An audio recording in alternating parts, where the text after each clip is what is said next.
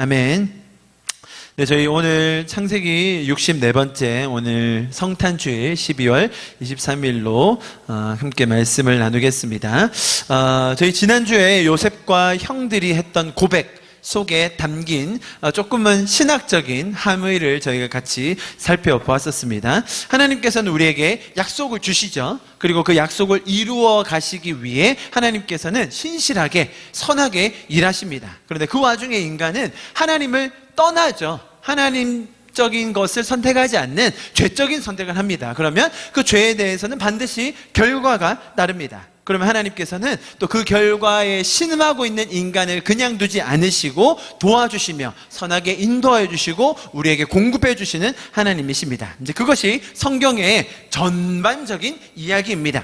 자, 그런데 우리의 이 인간의 한계적인 인지 속에는 그 경계에 대한 궁금증이 항상 존재합니다. 그게 뭐냐면 어디까지가 하나님이 도와주신 거고 또 어디까지는 내가 자초한 일인가, 아니면 어디까지는 하나님이 인도해 주시는 건데 또 어디서부터는 내가 책임을 져야 하나, 이제 이런 경계를 짚고 싶은 사람의 마음이 있습니다. 그래서 지난주 설교를 비행기 사고 이야기로 시작했습니다. 비행기 사고가 있었지요. 그 전에 한 가정이 연말에 휴가를 가기 위해서 아주 오랫동안 계획해서 비행기를 타려고 가고 있었습니다. 그런데 가는 도중에 자동차 사고가 났죠. 알고 보니 그 비행기가 자신들이 타려고 했던 비행기였습니다. 자, 그렇다면 이렇게 질문이 드는 거죠. 그 자동차 사고는 하나님이 나게 하신 건가? 만약에 그 질문의 대답이 네라고 대답한다면, 그렇다면 하나님은 왜 비행기 사고는 막지 않으셨는가? 그 비행기 사고에서 수백 명이 죽을 수도 있고 그 안에도 분명히 믿는 성도가 있었을 텐데 왜 누구는 구원하시고 누구는 구원하시지 않는 건가? 자동차 사고는 내게 하시면서 왜 비행기 사고는 막지 않으시는 건가? 여러분, 이렇게 상황을 설정해서 이야기를 드렸지만 우리의 인생에 어떤 어려움이 닥칠 때 우리가 이해하지 못하는 혹은 감당하기 힘든 그런 시간들이 있을 때 이런 질문을 할 수밖에 없는 거예요. 하나님은 살아계신가? 하나님은 지금도 내 삶에 일하고 계신가? 지금 이렇게 일어난 이 일은 하나님의 뜻인가? 아니면 내가 여기서 어떻게 반응해야 하나? 라는 생각을 할 수밖에 없다는 거죠. 비근한 예로 그렇게 예를 들 수 있겠어요. 교회에 오는데 발을 접질렀어요. 자, 그럼 어떻게 생각하면 돼요? 돌뿌리를 잘못 밟았네 하면 되는데, 발을 접질른 게 하나님의 뜻인가? 교회를 가지 말라는 하나님의 계시인가? 내가 원래는 이 길로 안 가고 원래는 요쯤 걸었었는데 오늘 요로 옮기셔서 돌을 이 자리에 정확하게 두셔서 내가 발을 접질러서 오늘은 인터넷으로 예배를 드리라는 말인가? 여러분, 이렇게 생각하는 사람이 의외로 많다는 거예요. 하나님이 어디까지 우리의 삶을 주관하시고 어디서부터는 우리가 한 것이며 하나님께 어느 정도는 인도함을 맡겨야 되고 그리고 어디서부터는 우리가 책임져야 하는지, 여러분, 생각보다 쉽지 않은 주제였습니다. 그 쉽지 않은 주제를 만들어내는 구절이 바로 이런 거였습니다. 창세기 42장에 뭐라고 나와 있죠? 하나님이 어찌하여 이런 일을 우리에게 행하셨는가? 어떤 장면이었죠? 돈이 들어와 있는 그 장면에서 자기 자루 안에 돈이 다시 들어와 있었는데 제가 결론 말씀드렸죠? 돈은 누가 넣었다고요? 요셉이 넣었습니다. 요셉이 베냐민 보고 싶어서 넣었는데 형들은 이 일이 마치 하나님이 계획하셔서 하나님이 진행하시는 일이라고 생각했던 것이죠. 요 구절은 사실 쉽습니다. 그러나 그 뒤에 나오는 요셉의 고백은 사실 좀 어려워요. 45장에 보면 근심하지 마소서, 한탄하지 마소서, 하나님이 생명을 구원하시려고, 자, 생명을 구원하시려고 자신을 노예로 팔았다는데 자기는 괜찮다는데 뭐 어쩌겠어요. 그 위대한 요셉이 그렇게 얘기하는데 뭐 우리가 토달할 수 있겠습니까? 그죠? 요셉을 노예로 판 것도, 보디발의 집에 정확하게 넣으신 것도, 감옥에 갇히게 하신 것도 모두 다 하나님의 짜여진 스토리였다. 이제 이런 결론이 나올 수 있는 것이죠.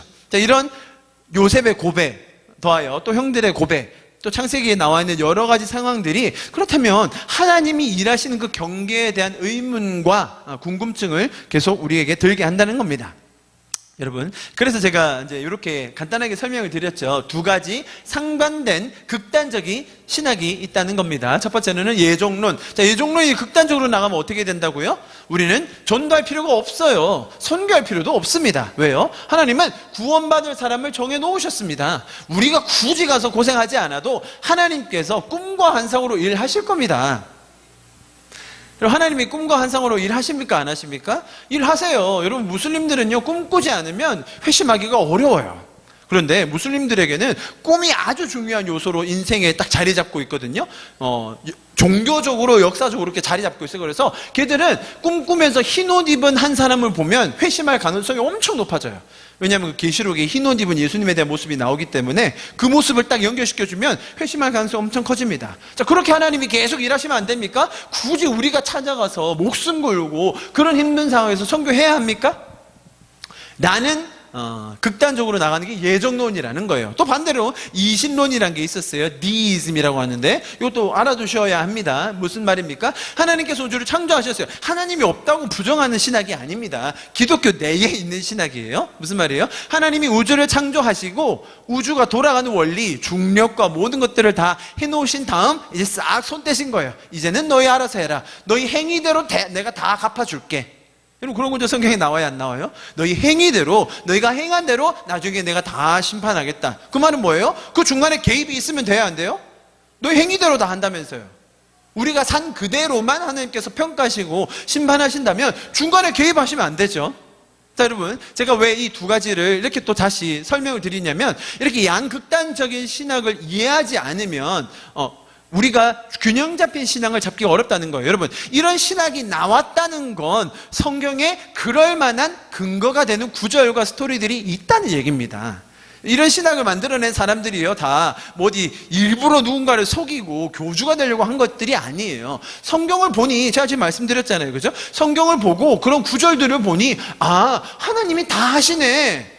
누가 뭐 사울을 전도했습니까? 사울이 가다가 만난 거 아니에요? 그죠? 하나님이 다 하시네. 굳이 네가 뭐하러 해? 라는 거예요. 그리고 이신론, 하나님은 우리 행위대로 다 갚아주셔. 우리 삶의 가운데 개입하지 않으셔. 라고 하면서 이런 신학이 나온다는 거예요. 자, 여러분, 이런 신학이 나온 데에는 분명히 그러한 근거가 되는 성경의 이야기들이 있어요. 자, 그런데 역사의 반증은 뭐냐면, 이렇게 극단적인 신학으로 나아갔을 때, 양쪽 극단이에요. 양쪽 극단으로 가게 되면 반드시 하나님에 대한 왜곡함이 생긴다는 거예요. 이해하시겠어요? 자, 그래서 우리가 이런 극단적인 이해를 피하면서 우리가 균형적인 신앙을 잡는 게 중요합니다. 자, 보십시오. 하나님께서 자신의 목표를 이루기 위해서 모든 것을 다 주관하셨나요? 마치 예정론처럼 보디발의 아내에게 정욕을 훅 불어일으키시고, 아니면 지난주에 설명드렸던 것처럼 이스마엘 상인들을 대기시켜 놓으셨다가 그냥 얘들은 꼭두각시인 거예요. 대기시켜 놓으셨다가 구덩이에 빠지는 순간 레디 고 움직이셨나요? 하나님이 정말로 그렇게 하시는 분인가요? 여러분, 그렇지 않아요. 요셉의 이야기에서 나타났던 이야기들은 인간의 탐욕과 인간의 욕심, 인간의 가장 근본적인 죄들이 만들어낸 결과라는 거죠. 그죠? 자, 그렇다면 또 반대로 하나님은 우리 인간의 삶에 개입을 안 하시는 건가요? 아니죠. 여러분, 하나님은 인간이 어질러 놓은 이 엉망진창인 상황을 어떻게 하신다고 했습니까? 지난주에 선용하신다는 거예요. 선용. 죄로 찌들어서 가장 더럽고 추악하게 나온 결과를 아름답게 만들어주기 원하시는 분이 우리의 하나님이시라는 거예요. 그래서 제가 이 구절을 예를 들었죠. 하나님께서는 슬퍼하는 자에게 화가 내주시고 죄 대신에 기쁨으로 주시고, 하나님이 일하신다는 거잖아요. 우리 인생에 이러한 상황이 있을 때 우리를 대신하여 일하여 주셔서 우리의 슬픔을 바꿔주시고 우리의 그 낙담함을 바꾸어주시는 아름다운 것들로 화관으로 우리에게 용기를 주시는 분이 하나님이시라는 겁니다. 그래서 제가 지난주 설교를 이렇게 마무리했었습니다. 그렇다면 우리가 살아남은 우리, 비행기 사고에서요, 혹은 은혜를 받은 우리, 하나님을 아는 우리의 고백이 어떠해야 하겠는가라는 것이었죠. 먼저 은혜를 받은 자로서 우리는 감사함으로, 은혜에 감격함으로, 때로는 송구스러운 마음으로 살 수 있는 거예요. 그래서 은혜를 먼저 아는 우리가 자랑을 하거나 혹은 비난을 하거나 비판을 해서는 안 된다는 것입니다. 여러분, 구원받은 성도가 아닌 사람이 죄인들을 향해서 긍휼과 사랑을 베풀 수 없어요. 죄인들을 향한 긍휼과 사랑을 베풀 수 있도록 하나님께서 우리를 구원해 주신 겁니다. 우리를 그렇게 불러주신 하나님을 찬양합니다. 여러분 이렇게 제가 복습을 좀 장황하게 드리는 이유 설명드렸습니다. 너무 중요해요. 이렇게 양극단적인 신학 이해를 충분히 공감을 하면서 또한 우리가 어떻게 균형 잡힌 신앙생활을 할 것인가, 이제 그런 관점에서 다시 한번 여러분에게 설명을 드렸습니다. 그래서 이렇게 균형 잡힌 신앙을 가지고 하나님과 동행하며 날마다 기쁨을 누리는 저와 여러분 되기를 축복합니다. 아멘. 자, 그래서 오늘 요셉의 이야기를 계속 살펴보고 있습니다. 오늘 읽은 본문은 47장이었습니다. 이제 다음 주가 저희 올해 마지막 주고 창세기의 마지막 시리즈가 될 것 같습니다. 다음 주는 48장부터 48, 49, 50장 3장을 봐야 하는데요.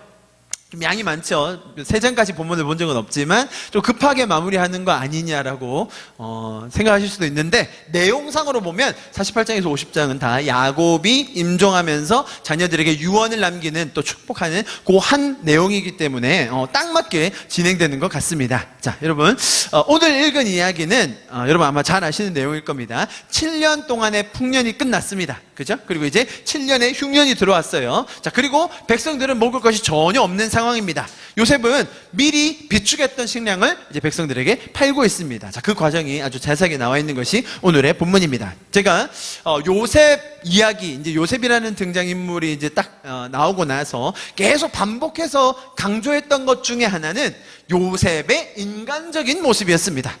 요셉도 저와 여러분 같은 똑같은 인간이라는 거죠. 요셉이 잘나서, 요셉이 뛰어나서, 요셉은 원래 떡잎이 좋았기 때문에 하나님께서 쓰시거나 우리가 그를 닮아야 되는 게 아니라 요셉도 저와 여러분과 똑같은 죄인이었다는 것입니다.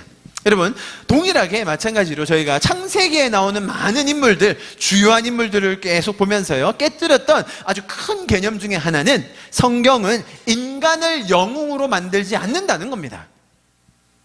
혹시나 그가 영웅적인 어떠한 일을 했다면, 만약에 그랬다면 그 일을 어떻게 하나님께서는 가능하게 하셨는가? 성경은 인간을 주목하는 것이 아니라 하나님을 가르쳐주는 책이라는 것이죠. 창세기에 너무나 위대한 인물들 많이 나옵니다. 감히 범접할 수 없는 에녹부터 시작해서요. 에녹 흠잡을 게 있습니까, 여러분?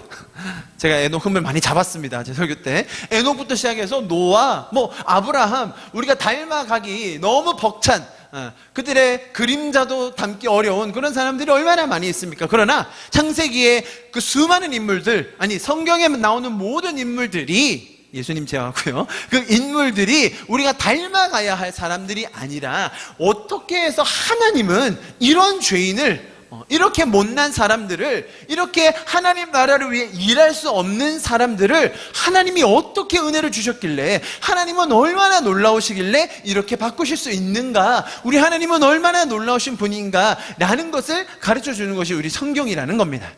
제가 좀 전에 바울 얘기를 했는데요, 바울이야말로 준비된 사람 아닙니까? 바울이야말로 학력 좋죠. 유대교에 아주 정통해서 모든 걸 다 알고 있죠. 그 관습을 잘 알고 있어서 그렇게 변화되는 순간 그렇게 준비된 게 있었기 때문에 하나님께 훌륭하게 사용받은 거 아닙니까? 신약에 거의 절반 정도의 책을 쓰고 거의 예수님 다음 가라는 사람 아닙니까? 어떤 사람은요, 기독교는 예수교가 아니라 바울교라고 해요. 바울이 끼친 영향이 너무 지다기 때문이죠. 자, 그렇게 바울이 쓰임받을 수 있었던 이유가, 바울은 원래 준비가 잘 돼서, 그래도 명문대학 나오고 제일 좋은 대학 나오고 제일 좋은 그런 선생님 밑에서 배우고 좋은 가문에서 자라서 그렇게 딱 하나님 만나니까 이렇게 쓰임받을 수 있었던 거 아닙니까? 라고 사람들이 생각합니다. 여러분, 주님의 일을 하는 데 있어서, 하나님의 일을 하는 데 있어서 바울만큼 방해가 되는 사람이 없는 거예요. 한번 잘 생각해 보십시오. 여러분, 축구 선수를 뽑습니다. 축구 선수를 뽑는데 한 명의 그 학생을 데려와서 그 부모가 이렇게 얘기하는 거예요. 선생님, 축구 선수 뽑는다고 하셨죠? 저희 아들이요, 영어를 진짜 잘해요. 저희 아들이요, 다른 건 몰라도 영어랑 컴퓨터를 정말 잘해요. 축구 선수로 좀 뽑아주세요.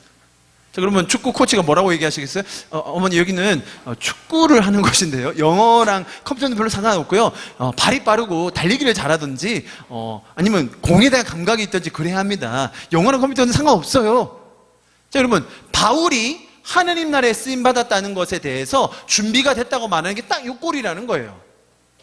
이해하셨어요? 바울이 가졌던 유대교회적인 그 지식은 하나님이 일을 함에 있어서 가장 반대되는 생각들이었어요.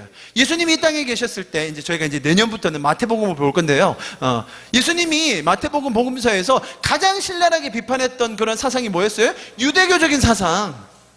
바리새인들이 가지고 있던 사상. 이 회칠한 무덤들이라고 했던, 그죠? 그 생각 깨시느라고 예수님이 얼마나 많이, 일을 하셨는데요. 수모를 당하시고 막 고소당하시고 왜 당신은 왜 당신은 죄인들하고 밥 먹고 왜 손 안 씻고 먹고, 그게 다 어디서 나온 거예요? 유대교 전통에서 나온 거라는 거죠. 오히려 이방인들은 그런 개념이 없었기 때문에 그냥 받아들이면 되지만 유대인들에게는 그게 쉽지 않았던 거죠. 이해하시겠습니까? 그러니까 하나님의 일을 함에 있어서, 그게 무슨 말이에요? 하나님의 나라는 죄가 사하여진, 하나님과 관계를 다시 맺는, 하나님께서 의롭다고 칭하신 백성들이 사는 나라고, 하나님의 원리로 사는 나라인 곳에서 우리가 다른 스펙이 거기에 도움될 거라고 생각하는 건 큰 오산이라는 거예요. 여러분, 하나님 나라에 가장 적합한 사람은 누굽니까? 하나님을 알고 죄 사함 받은 성도. 끝이에요. 바울이니까, 에녹이니까 라는 말 할 필요 없다는 겁니다. 요셉도 마찬가지였습니다. 여러분, 제가 이렇게 설명드리는 이유는 이 요셉이 가진 상징성이 있기 때문이에요. 제가 수많은 인물들을, 오늘은 좀 신약의 가장 대표적인 바울을 얘기했지만, 구약에 나오는 수많은 인물들을 이렇게 제가 차근차근 설명드리고 있지만, 요셉은 이 레벨로가 좀 많이 올라가요. 왜냐면 요셉 딱 들어가면, 요셉은 그래도 롤모델 중에 롤모델, 그래도 요셉은 요셉이니까 라는 생각을 많이 하게 된다는 겁니다. 그래서 제가 요셉 설교를 할 때, 처음에 요셉 삶에 대한 개관을 드렸을 때, 많은 신학자들이 요셉은 신약에 오실 예수님에 대한 예표다라고 결론을 내렸다고 했어요. 자, 이 정도 되면 거의 끝판대장이죠. 신약에 오실 예수님을 먼저 보여주는 그림자, 예표라고 요셉을 지목했다는 겁니다. 여러 가지 이유들이 있었어요. 이유 없이 고난을 받은 것, 형들의 시샘을 받아서요. 또 은 20에 팔려간 것, 형제들에게 은 20에 팔렸죠. 예수님은 제자에게 은 30에, 요 10 정도는 차이를 둬야죠. 그죠? 그리고 잘못된 재판으로 억울하게 옥살이한 것, 예수님도 빌라도에게 잘못된 재판, 억울하게. 또 남을 위하여서 일하고도 대가를 못 받으신 분, 요셉은 꿈 해석을 해줬는데 그냥 감옥에 있었잖아요. 예수님도 마찬가지고. 그리고 또 마지막으로 오늘 나온 장면이에요. 오늘 장면에서는 요셉의 지혜를 통해 많은 사람들이 유익을 얻어요. 그죠? 흉년을 미리 예측하고 곡물을 모아놨다가 나눠주면서 수많은 사람들이 먹고 살 수 있었잖아요. 마찬가지로 예수님께서도 자신의 지혜, 자신의 육신을 속죄물로 드려서 많은 사람이 구원을 받았다. 자, 여기 좀 매치가 되죠. 그래서 요셉은 신약에 오실 예수님에 대한 예표다라는 결론을 낸다는 거예요. 자, 이것 말고도 여러 가지가 있는데요. 그래서 요셉은 정말 흠잡기가 어려운 롤모델 중에 롤모델이 아닌가, 이렇게 많이 생각합니다. 여러분, 제가 지난 요셉에 관한 6번의 설교를 통해서 조목조목 그것을 반박했고요. 그 속에 하나님은 어떻게 일하셨는가에 대해서 제가 여러분과 함께 나눴었습니다. 자, 그런데 이 문제는 뭐냐면, 이런 이미지가 쉽게 깨지지 않는다는 거예요. 여러분, 어디 가서 설교 들으시면 대부분의 제목이 이런 겁니다. 뭐예요? 요셉의 정결함을 담자, 아브라함의 믿음을 쫓아가자, 한나의 기도를 우리가 드리자, 솔로몬의 지혜를 우리 자녀들에게 전수하자, 다윗의 용기를 가지자. 자, 이런 설교 한번 들으면, 그것도 저 같은 이런 나부랭이 목사가 아니라 어디 유명한 분이 이런 설교를 한번 하시면 맞아 하고 그냥 우리의 신앙관이 그냥 다시 리셋돼 버려요. 제가 그런 경험 많이 했어요. 여러분, 충분히 이해돼요. 신앙의 연수가 많을수록 이런 내용의 설교를 너무 많이 들어왔기 때문에 우리는 또 인간을 담자라는 생각을 하게 됩니다. 여러분, 오늘 요셉의 행적의 이 중요한 부분인 기근이 왔을 때 곡물을 나눠주는 장면에서 또 다시 한번 우리의 그 오해, 그 사고의 틀이 작동하기 때문에 제가 이렇게 설명을 드렸습니다. 자, 오늘 내용을 다시 한번 이제 보겠습니다. 요셉이 7년 동안 풍년이 있을 때 어떻게 했었는지 여러분 아마 기억하실 겁니다. 이렇게 근거가 나옵니다. 41장에 보면, 41장 33절에서 36절, 이제 왕은 총명하고 지혜로운 사람을 택하여 나라의 일을 맡겨야 합니다. 자, 무슨 장면인지 아시겠죠? 바로의 왕의 꿈을 해석해주고 그거에 대한 대안을 요셉이 스스로 왕에게 드리는 장면입니다. 34절, 행정구역을 5구역으로 나누시고요, 각 구역마다 관리를 두셔서 풍년이 든 7년 동안에 뭐를 거둬요? 잉여 농산물을 모조리 거두어. 잉여 농산물이 어느 정도일까요? 이것도 뭐 아주 측량하기 나름일 텐데, 너 이것만 먹고 살아 뭐 이러고 다 가져왔는지 어떨지 모르겠지만, 왕의 권한으로 각성의 창고에 비축해 두십시오. 자, 이와 같이 식량을 비축해 두시면 앞으로 이집트 땅에 7년 동안 흉년이 들어도 백성들은 굶어 죽지는 않을 것입니다. 자, 요 생각, 여러분 7년 동안 흉년이 오고 7년 동안 풍년 오고 7년 동안 흉년 온다면 이 정도 생각 못할 사람이 있습니까? 당연히 풍년 동안에 많이 거두어드리고 흉년 동안에 나눠줘야 된다는 건 다 알 텐데, 그래도 요셉이 꿈을 해석했다는 것과 또 이렇게 낸 이 생각에 대하여 왕이 흡족하게 생각해서 요셉을 바로 다음 장면에서 이제 총리로 임명을 하죠. 34절에는 왕의 권한으로 모든 잉여 농산물을 모조리 거두라고 돼 있고요. 이 번역에서는, 다른 번역에서는 대부분 5분의 1을 거둬들이십시오 라고 이렇게 또 번역이 돼 있습니다. 자, 그래서 20%씩 모두 거둬들이라는 거예요. 여러분, 거둬들일 때 백성들에게 돈을 나눠줬을까요? 아니죠. 지금 왕의 권한으로 뭐라는 거예요? 세금 거두라는 겁니다. 세금을 어떻게 거둬요? 전부 다 일률적으로 다 20%씩. 상당히 많은 겁니다. 여러분, 저희 나라에도 뭐 세금이 많이 내곤 하지만 이제 봉급의 수준에 따라 아니잖아요. 그러나 또 많이 벌지 못한 사람은 거두면 안 되죠. 그 정도로. 그러나 여기서는 모두가 풍년이니까 다 걷어서, 많이 걷어서 비축해 놔야 합니다라는 그런 논리였습니다. 자, 여기까지는 우리가 충분히 이해가 됩니다. 흉년을 살아가기 위해서 이 정도는 해야죠. 자, 문제는 그 다음 흉년이 들었을 때예요. 자, 요셉은 앞으로 전개될 상황을 잘 알고 있었어요. 그죠? 7년이라는 세월이 그리 짧은 시간이 아니에요. 흉년이 들 텐데. 그러나 나라적으로 이 백성들을 먹여 살릴 방안을 요셉은 아주 단단히 준비를 했어요. 준비를 다 마쳤죠. 자, 그리고 나서 이제 요셉이 비축해 놓은 곡물을 이제 백성들에게 나눠주는데 그 방식이 조금 석연치 않아요. 자, 여러분, 우리가 그 전 장면을 알고 있어요. 형들이 요셉을 찾아왔을 때, 지금 여기는 형들과 재회를 다 마친 상황인 거 아시죠? 우리가 지금 그 진행해가는 과정을 통해서요. 형들이 언제 왔었죠? 기근이 들고 2년이 지나서 왔었어요. 그러니까 지금 7년 풍년 됐고 기근 7년 중에 2년 지났어요. 그러면 또 2년 지나서 만났으니까 또 왔다 갔다 하고 뭐 제외하고 뭐 데리고 모시고 오고 뭐 이런 장면 다 지났을 거잖아요. 뭐 짧게는 뭐 1년 걸렸을까요? 모르겠어. 한 뭐 맥시멈 2년을 잡는다고 해도 아직도 기근은 3년에서 4년 정도 남은 거예요. 자, 그런 상황에서 요셉이 백성들에게 곡물을 파는데, 자, 어떻게 팔아요? 처음에는 돈을 주고 사가죠. 자, 그리고 나서 돈이 다 떨어져요. 바로 그 다음에 그랬더니 뭘 받습니까? 가축, 그 다음에 땅, 그 다음에 노예가 됩니다. 자, 이제 거의 줄 것은 더 이상 없는 모든 것을 다 갖다 바쳐서 이제 먹고 살아야 하는 그런 상황에 이르렀습니다. 여러분, 저는 개인적으로 어릴 때 이 장면을 보면서 항상 생각했던 것이, 아니, 나라에서 그렇게 많이 거둬들였으면 백성들에게 아주 저렴하게 나눠줘서 충분히 먹고 살 수 있도록 하든지, 아니면 나라에서 사실 뭐 그냥 세금으로 거둔 거면 이런 상황을 예측하고 있었으면 좀 무상으로라도 나눠줘서 백성들이 살게 하면 안 될까? 저는 개인적으로 그렇게 생각했는데 여러분은 어떨지 모르겠지만 저는 어릴 때 주일학교에서 이 장면을 보면서 항상 저는 그런 게 의문이었어요. 네. 그런데 저의 이러한 생각을 가로막는 것이 있었으니 그것이 바로 요셉의 존재감이죠. 감히 어디 요셉이 지금 지혜를 내서 이집트를 먹여 살린다는, 그 수많은 백성을 다 먹여 살리는데 니 따위 게 뭔데 감히 그런 생각을 해? 라고 저는 입을 쏙 다물고, 이제 선생님이 주일학교에서 가르쳐 주시면 그대로, 아, 요셉이 그렇게 지혜롭게 했구나, 아, 요셉이 한 게 맞구나, 제 말에 이 어폐가 있는 거 아시겠죠? 요셉이 한 거니까 맞구나, 감히 거기에 딴지 걸면 안 되는구나 라는 거예요. 자, 그렇게 그냥 당연하게 생각하고 넘어갔어요. 여러분, 요셉은요 아직 죄인이에요. 여러분, 요셉이 지금 이 아이디어를 낸 거 죄적이에요. 요셉이 지금 의인입니까? 요셉이 지금 구원받은 성도로 성령 받고 모든 것을 다 통찰할 수 있는, 예수님이 가르쳐 주신 팔복에 대한 지혜와 모든 것들을 다 깨닫고 있는 그런 성도입니까? 아니에요, 여러분. 여러분, 성경의 순서를 보셔야 됩니다. 지금 창세기에서 이야기하는 이 요셉이라는 인물에 대한 지금 거의 결론적인 부분에 와 있는데, 요셉은 끝까지 정말로 하나님의 원리대로 잘했다라는 것이 성경의 이야기가 아니라는 거예요. 여러분, 정말로 하나님의 마음을 가진 사람들이 만약에 이렇게 나라 국정을 운영했다면, 여러분, 좀 더 싼 가격에 지금 7년 동안 지속된 거를 다 알고 있으면서도 이렇게 한다는 것은 여러분 말이 안 되는 거예요. 여러분 보십시오. 요셉의 마음에는 하나님께서 주신 꿈 해석에 대한 은혜는 있었어요. 뭐 자기가 능력이 있어서 해석했나요? 하나님이 꿈 해석에 대한 능력을 주셨잖아요. 그러나 또 동시에 왕인 바로를 기쁘게 해야 되는 그런 부담도 있었던 거예요.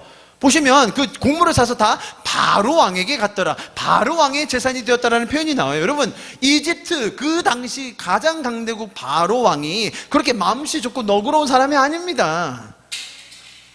바로 왕의 눈치를 보고 바로 왕을 기쁘게 하고 바로 왕을 섬기기 위한 요셉의 부담이 있습니다, 여러분. 그렇지 않겠습니까? 뭐 2인자라고 해서 총리라고 해서 모든 걸 다 자기 마음대로 했겠어요? 그렇지 않아요. 요셉은 바로에게 너무나도 잘 보이기 위해서 일을 했던 거예요. 그것이 국민들에게는 어떤 결과로 돌아왔습니까? 아주 수고스럽게 일일이 찾아가서 모든 것을 다 지불하고 곡물을 사와야 했었죠. 처음에는 뭐 그렇게 지불하고서라도 먹고 살 수 있어서 괜찮았습니다만, 이건 뭐 나중에는 다 갖다 바쳐야 돼가지고 거의 악덕 기업 중에 악덕 기업이고, 이 가격을 자기 마음대로 조정할 수 있는 그야말로 독점상이 되어버린 거예요. 이것이 죄인의 한계입니다. 이것이야말로 요셉이 꿈 해석의 영빨을 내세운 이 매점매석 사재기의 원조가 아닐까요, 여러분? 제 말 이해하시겠어요? 아니, 7년 동안 풍년 들 거 미리 알고 무상으로 다 걷어들인 다음 돈은 이빨 매겨서 판다는 거예요. 그게 사재기 아니에요? 불법입니다, 불법. 그것도 무슨 자기 지혜로 한 것도 아니고 하나님께서 주신 그 지혜와 영빨로 자기는 다 알고 있었으면서, 그래서 백성들에게 다 걷어들이더니 돈을 많이 주고 팔았다는 거예요. 그리고 이것은 하나님적 원리가 아닙니다. 요셉이 지혜로웠다고요? 요셉이 탁월했다고요? 여러분, 성경이 얘기하려고 하는 것은 그것이 아니에요. 요셉은 아직도 바로의 눈치를 볼 수밖에 없는, 바로 밑에 있는 죄인 중에 죄인이라는 겁니다. 여러분, 이것이 죄인의 한계예요. 이것이 죄인의 지혜의 한계예요. 이것이 은혜를 깨닫지 못하는 죄인의 삶의 모습이에요. 만약에 요셉이 자신이 받았던 은혜, 자신이 그렇게 꿈을 해석했던 그런 영광스러운 순간, 총리가 되었던 정말 꿈같은 순간에 받았던 그 영광과 은혜를 기억하면서 이런 국정을 더 운영했다면 이렇게 하지 않았을 거예요. 이해하시겠죠? 우리 주변에 정말 이렇게 은혜를 모른 채 살아가는 사람이 너무나 많다는 거예요. 여러분, 우리 자신을 돌아봅시다. 은혜를 받아서 저희는 지금 이 자리에 있는 것입니다. 지금 우리가 가지고 있는 이 모든 것, 우리의 모습은 순전히 나의 노력으로 이루어진 것이 아닙니다. 그렇죠? 누군가가 내가 지금 이룬 이 성공과 실적이 오로지 나의 노력으로만 해서 이루어졌노라고 이야기한다면 그것만큼 교만한 것이 어디 있겠습니까?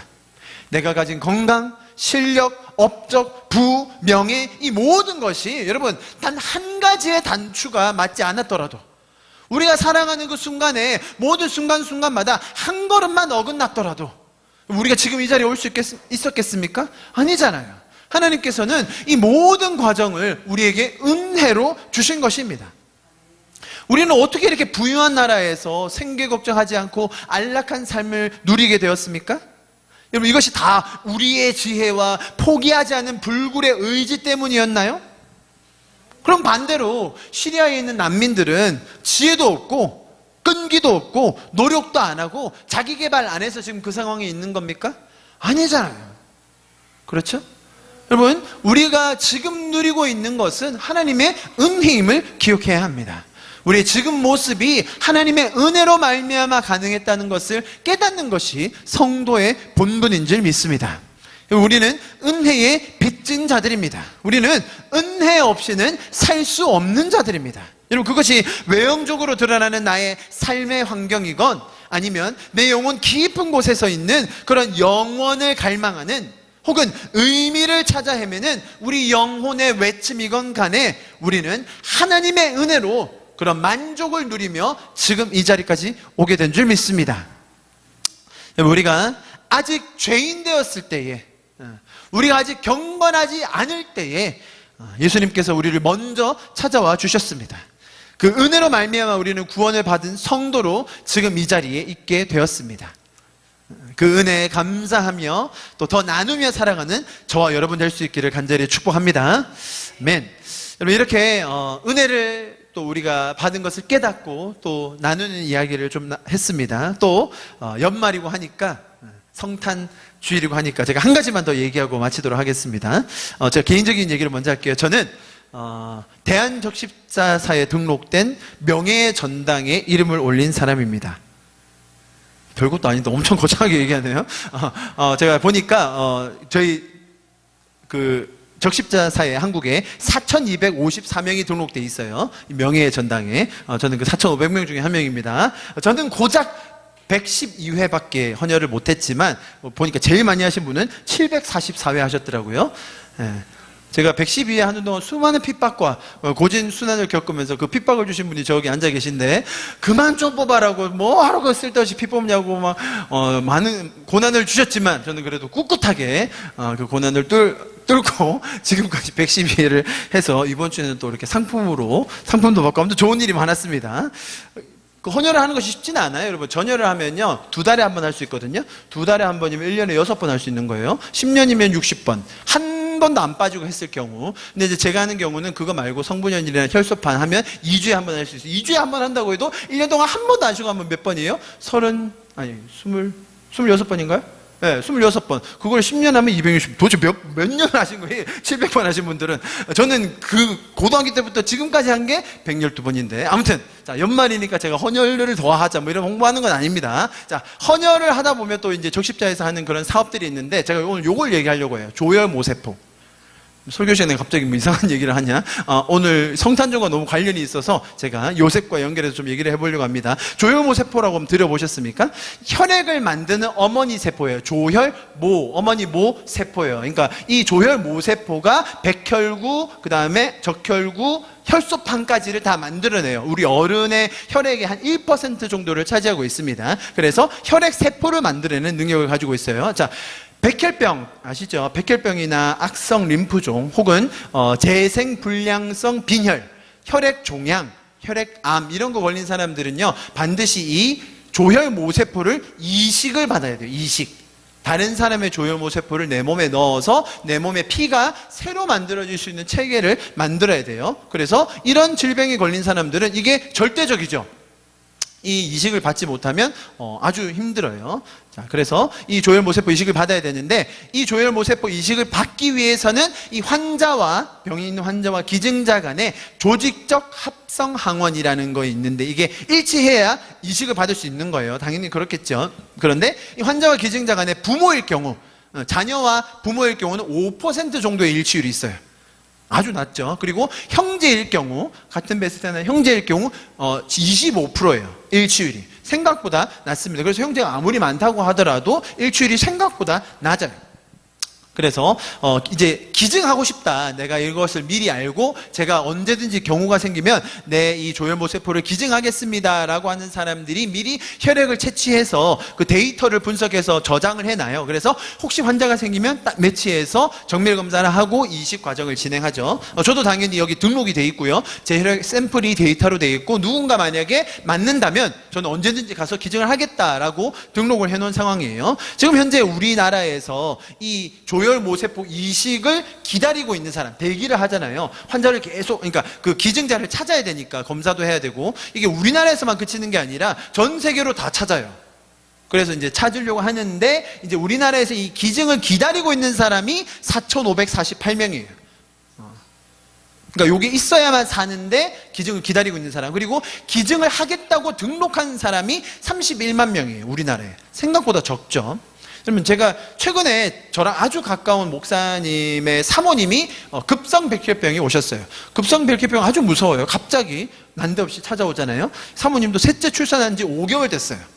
최근의 일이에요. 5개월 되셔서 급성 백혈병이 왔고, 이제 항암 치료 들어가고, 이제 그러다가 이제 결국은 마지막에 이식을 받아야 되는 거예요. 그럼 보니까 우리나라에 맞는 사람, 맞는 확률이 있는 사람, 이제 정밀 검사를 들어갈 수 있는 사람이 5명 있는 거예요.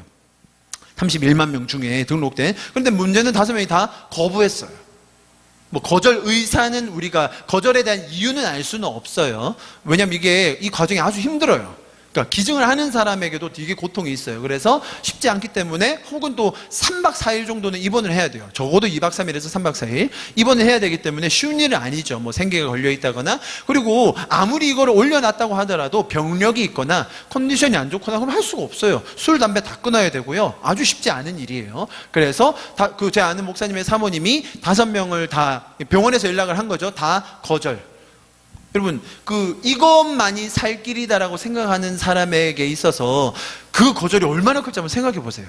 그런데 또 일본에 4명, 대만에 1명 찾았어요. 또 다 거절됐는데 이제 마지막 1명 일본인이 이제 된 거예요. 근데 이게 혈연일 경우는 이제 일치하는 확률이 50%만 돼도 진행을 합니다. 그런데 비혈연일 경우는 90% 이상 합치가 돼야만 진행을 한대요. 그런데 일본 사람 한 명은 그게 안 되는 거예요. 결국은 또 못했죠. 그래서 최후의 수단으로 이제 형제들 중에 이게 3남 1녀인가 그랬는데 그 형제들 중에 50% 이제 50%가 있다는 걸 알았지만 더 높은 이제 합치를 찾기 위해서 찾았던 건데 안 되니까 이제 형제의 조혈모세포를 20바퀴로 해오고, 근데 문제는 요 정도 차이가 있으면 숙주 반응이라고 하더라고요. 이제 그게 생겨서 저항하는 거죠. 그러면 이게 뭐 몸에 엄청 큰일이 나거든요. 그래서 이제 그걸 감안하고서라도 이제 수술을 진행해야겠다라고 해서 수술을 진행하셨고, 지금 회복하고 계시고 수술이 잘 됐어요. 잘 됐고, 이제 그래서 지금 회복하는 과정에 있습니다. 기증하는 과정이 쉽지 않다고 했는데요. 옛날에는 뭐라고 하죠? 골수에서 빼냈어요. 그래서 전신 마취나 혹은 하반신 마취를 해야 되고 골수에서 빼내서 하는데 뭐 그게 쉽지가 않죠. 다행히 요즘은 기술이 좋아져서 헌혈하는 식으로, 체혈하는 식으로 팔에만 꽂아서도 가능하다고 합니다. 그런데 그걸 하기 위해서 백혈구 수치를 이제 인위적으로 많이 올려야 되는데 그 주사 이름이 그라신 주사 맞아야 되는데 이거 맞으면 엄청 아프대요. 그리고 이제 빼고 나면 막 메스껍고 어지럽고 구토하고 이런 증상이 오래되고, 그리고 한 3, 4개월 정도는 힘이 많이 없고, 정상으로 돌아오긴 합니다. 이게 다 돌아오긴 하지만 힘도 많이 없고 일하는데도 지장이 많이 있고, 제가 후기들을 읽어보니까 이제 그런 사람들이 많더라고요. 그래서 아주 쉽지 않은 과정, 어떤 사람은 또 쉽게 하는 분들도 있어요. 회복도 엄청 빠르고, 어떤 후기 보니까 어떤 젊은 여성분은 자기는 막 병원에서 깜짝 놀랄 정도로 그냥 바로 회복돼가지고 퇴원하시는 분, 뭐 그런 분도 있다고 하더라고요. 그러나 일반적으로는 쉽지는 않죠. 자, 그러다 보니까 이 공여자가 기부를 하려고 하는 사람이 가족들 중에 일치하는 사람이 있으면 가장 좋죠. 아니, 가족이 이러한 질병을 앓고 있다고 하면 당연히 모든 가정이 힘들지만 당연히 기증을 하려고 할 겁니다. 지체하지 않고 이 과정을 진행하겠죠. 그런데 비혈연일 경우는 이게 참 쉽지 않아요. 자, 여러분, 여기에 몇 가지 법적인 제한이 있어요. 비혈연일 경우 이 공여자, 기증을 하기로 한 사람은 어떠한 금전적인 대가를 받을 수가 없어요. 그리고 두 번째로 이 기부를 하는 사람은 반드시 익명으로 진행을 해요. 익명. 저는 처음에 이거를 신청하면서 이 부분에 대해서 좀 의아했어요. 아니, 나도 큰 수고를 들여서 이 사람을 살리기 위해서 뭔가를 주는데, 아니, 생명의 연인이 될 수 있는 사이잖아요. 저는 사람이 착하니까 그냥 생명의 연인이 돼서 서로 좀 진짜 좋은 관계를 맺고 통성명하고 이렇게 평생 좋은 관계 살면 얼마나 좋아요. 이제 저는 좋은 사람이라 그런 건데, 여러분 만약에 못된 마음을 먹어보세요. 내가 이 사람하고 일치해요. 돈을 얼마를 부를 수 있겠어요?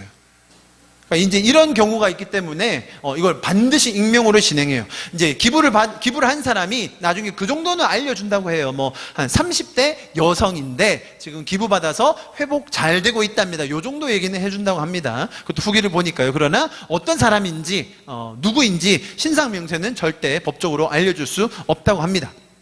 자, 제가 장황하게 지금 조혈모세포에 대해서 연말에 이상하게 쓸데없이 설명을 했습니다. 그래도 여러분 감은 오셨죠? 이게 뭐 하는 거고 왜 필요하고 또 어떻게 하는 건지에 대해서 설명을 드렸습니다. 자, 그러면 제가 한 가지 상황을 가정해 보도록 하겠습니다. 자, 여러분이라면 어떻게 하시겠습니까? 자, 여러분이 기증자로 등록을 해놨어요. 등록해놨는데 수년이 지나고 연락이 왔어요. 일치하는 사람이 있는데 지금 백혈병인데 꼭 지금 필요합니다. 기증하시겠습니까? 라고 물어요. 그러면 여러분 평소에 이렇게 좋은 일에, 생명을 살릴 수 있는 일에 내가 건강할 때 할 수 있으면 얼마나 좋을까라고 생각하고 있던 찰나에, 자, 그런 전화를 받아서 병원에 갔습니다. 정밀검사를 했습니다. 자, 할 수 있다고 결론이 났어요. 자, 그래서 진행을 하기로 합니다. 자, 그런데 문제는 병원의 실수로 여러분이 그 기증받을 환자의 신상 명세를 보게 된 거예요. 여러분, 가정이에요, 가정. 이런 일은 별로 없습니다. 별로 없어요. 근데 가정이에요. 자, 우연히 들여다본 그 차트에서 내 이름과 받을 사람의 이름을 동시에 보게 된 거예요. 생년월일까지. 뭐 그렇다고 해도 뭐 별 상관이 있겠습니까? 모르는 사람 이름 적혀 있으면 뭐 그냥 하면 되는 거죠. 자, 그런데 문제는 뭐냐면 그 사람이 내가 아는 사람인 거예요. 그리고 내가 별로 좋아하지 않는 사람인 거예요. 어우, 저 사람 저렇게 못되게 살더니 백혈병이 와서 아주 천벌을 받았네. 아유, 뭐 잘 됐네. 자, 그렇게 정도로 얘기하던 그 사람인 거예요. 알고 보니. 만약에 그런 상황이라면 여러분 어떻게 하시겠어요? 그럼 이게 기증받는 절차가요, 이제 기증하시겠습니까? 해가지고 이제 정밀검사에서 진행하잖아요. 그러면 받을 환자도 그에 맞는 치료를 해요. 항암도 세게 들어가야 되고요. 이게 새로운 완전, 여러분, 이 조혈모세포를 받잖아요. 그럼 제가 만약에 환자예요. 저는 A형입니다. 근데 저한테 조혈모세포를 주는 사람이 AB형이에요. 그러면 저는 AB형으로 바뀌어요. 제 혈액형이 바뀌어요. 그러니까 이 조혈모세포가 혈액을 만들어내기 때문에 한 2, 3개월에 걸쳐서 제 혈액형이 완전히 바뀌게 돼요. 그만큼 엄청난 일이에요. 아예 생명이 아예 들어오는 거예요.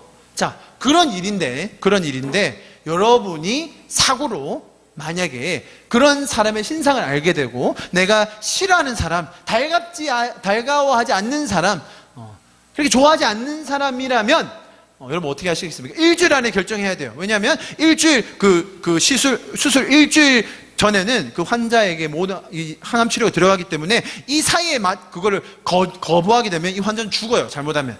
그래서 반드시 일주일 이전에는 결론을 내주셔야 해요. 여러분 어떤 결론을 내리시겠습니까?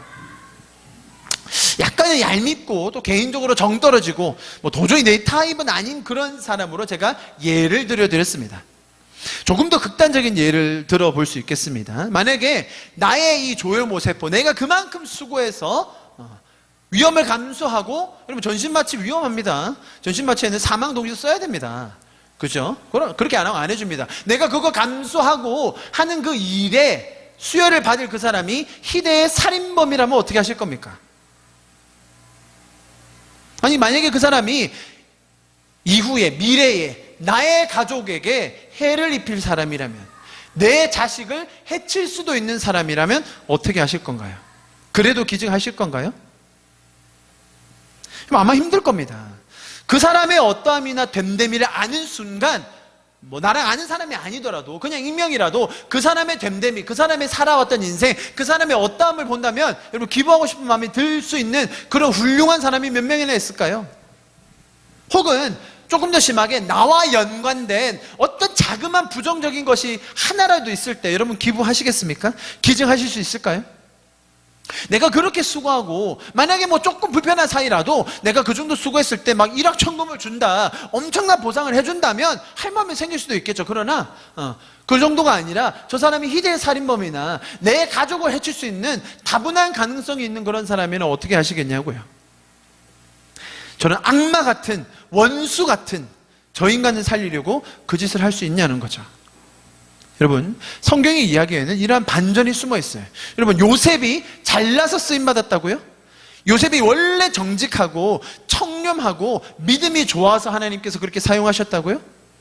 오늘 본문에서 그것이 아니라는 것을 우리가 다시 한번 보았어요. 우리가 사람의 됨됨이나 행동 거지, 살아온 스토리를 보고 그 사람을 위해 투자하거나 혹은 생명을 살려야 될 결정을 선뜻하게 할 사람은 없어요. 아무리 성인 군자라 하더라도 그 사람의 내면 깊은 곳을 보고 그 사람의 마음 깊숙한 곳을 볼 때 우리가 그 사람을 위해서 나의 모든 것을 줄 수 있다? 그런 사람은 없어요. 우리 모두가 죄인이기 때문입니다. 여러분 반대로 내가 환자라고 생각해 보십시오. 나의 모든 프로파일을 보고 나의 살아온 이력을 보고 나의 모든 마음의 상태를 보고 나서, 그리고 나서라도 나에게 이 조혈모세포를 기증해 줄 사람이 있을까요? 내가 환자일 때 나의 신상 명세를 알고 내가 지금까지 지은 모든 죄를 낱낱이 알고 있는 그 사람이 나에게 이것을 기증하려고 할까요? 그런 사람 찾기 쉽지 않을 겁니다.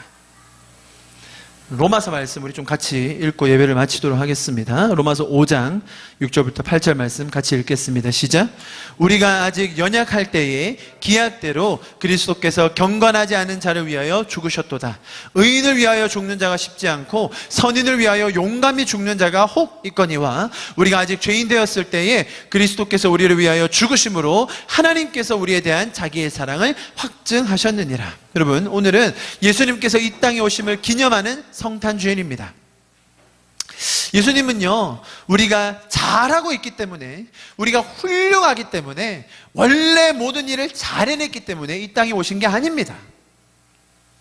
내가 미래라도 뭔가 잘 해낼 것이기 때문에 주님을 위한 대단한 업적을 이룰 것을 기대하시고 그분의 목숨을 걸고 이 땅에 오신 것이 아니었습니다.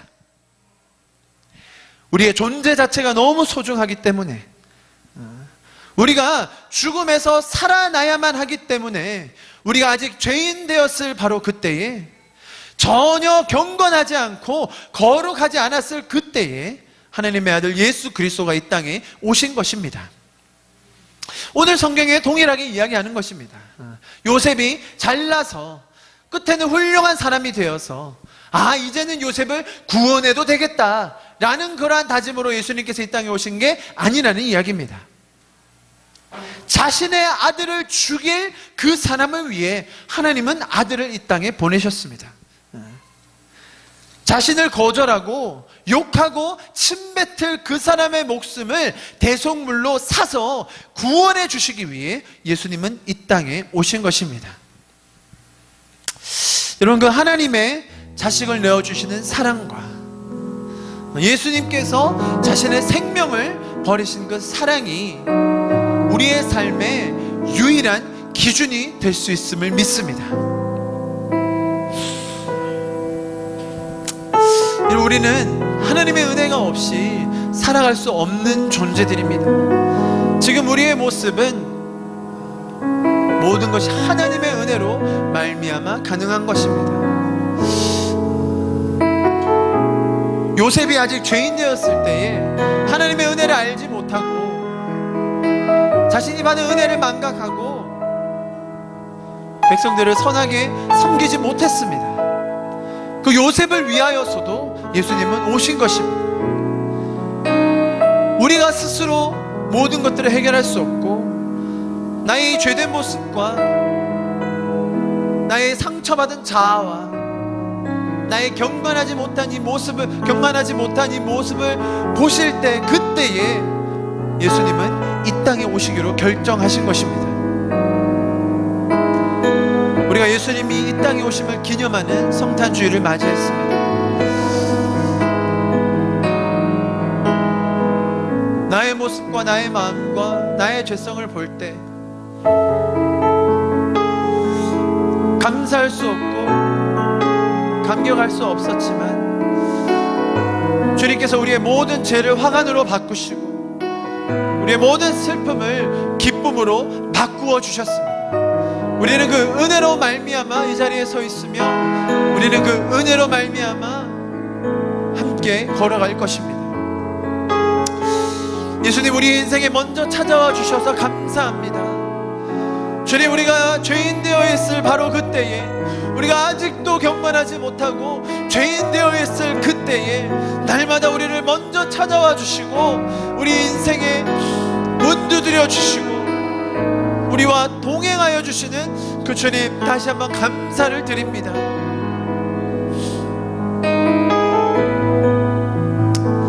주님께서 이 땅에 오심을 우리가 함께 찬양하며 예배하기 원합니다. 하나님의 어떠하심을 바라보며 하나님의 사랑하심과 예수 그리스도의 그 놀라운 희생을 우리가 더 바라보며 주님의 그 은혜로 날마다 더 서가기를 간절히 소망합니다. 주님, 우리에게 주님께서 주신 그 은혜로 더하여 주시옵소서. 우리의 삶이, 우리의 인생이 주님의 그 놀라운 사랑으로 더 채워지게 하여 주시옵소서. 주님, 우리 교회가 날마다 주님의 그 은혜에도 감격하며 그 주님의 은혜를 더 나누며 예수님께서 이 땅에 오심을 더 기뻐하며 나누는 우리 교회와 우리 가정이 되게 하여 주시옵소서. 우리 마지막으로 이렇게 우리 자신과 우리의 가정과 교회를 주님 앞에 올려드리며 기도하며 예배를 마쳤으면 좋겠습니다. 기도하시겠습니다. 눈을 들어 주를 보기 시작할 때 주의 일을 보겠네. 내 작은 마음 돌이키사 하늘에 꿈꾸게 하네. 주님을 볼 때 내게로부터 눈을 들어 눈을 들어 주를 보기 시작할 때 주의 일을 보겠네. 내 작은 마음 돌이키사 하늘에 꿈꾸게 하네. 주님을 볼 때 모든 시선을 주님께 드리고 살아계신 하나님을 느낄 때 내 삶은 주의 역사가 되고 하나님이 일하기 시작하네. 모든 시선을 주님께 드리고 살아계신 하나님을 느낄 때 내 삶은 주의 역사가 되고 하나님이 일하기 시작하네. 성령이 나를 변화시켜 모든 두려움 사라질 때 주의 일을 보겠네. 황폐한 땅 한가운데서 주님 마음 알게 되리. 주님을 볼 때 모든 시선을 주님께 드리고 전능하신 하나님을 느낄 때 세상은 주의 나라가 되고 하나님이 일하기 시작하네. 모든 시선을 주님께 드리고 전능하신 하나님을 느낄 때 세상은 주의 나라가 되고 하나님이 일하기 시작하네. 모든 시선을 주님께 드리고 살아계신 하나님을 느낄 때 내 삶은 주의 역사가 되고 하나님이 일하기 시작하네.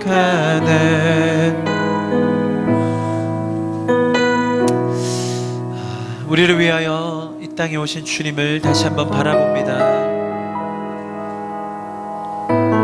나의 어떠함과 나의 죄된 모습, 나의 경건하지 못한 이 모습을 그대로 보시면서도 나를 살리기 위하여 이 땅에 오신 주님 다시 한번 감사드립니다. 요셉의 인생을 통하여 보았습니다.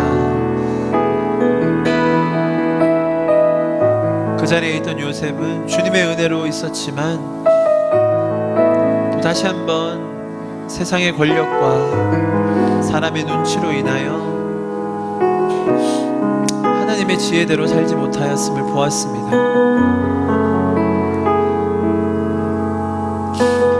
주님, 우리를 이 자리까지 있게 해주신 분은 주님 당신의 은혜였습니다. 우리가 그 은혜를 잊지 않고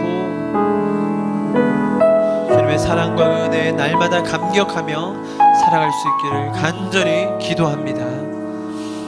주님 2018년도를 이제 마무리하며 또 새로운 한 해를 준비하며 우리의 든든한 반석이 주님의 은혜 안에 서게 하여 주시옵소서. 주님의 그 놀라우신 사랑 안에 깊게 뿌리 내리며 서게 하여 주시옵소서. 우리 가운데 선하게 일하시고 우리의 삶의 역사를 이루어 가실 주님을 기대하며 찬양합니다. 주님 이 땅에 오심으로 인하여 다시 한번 감사를 드립니다.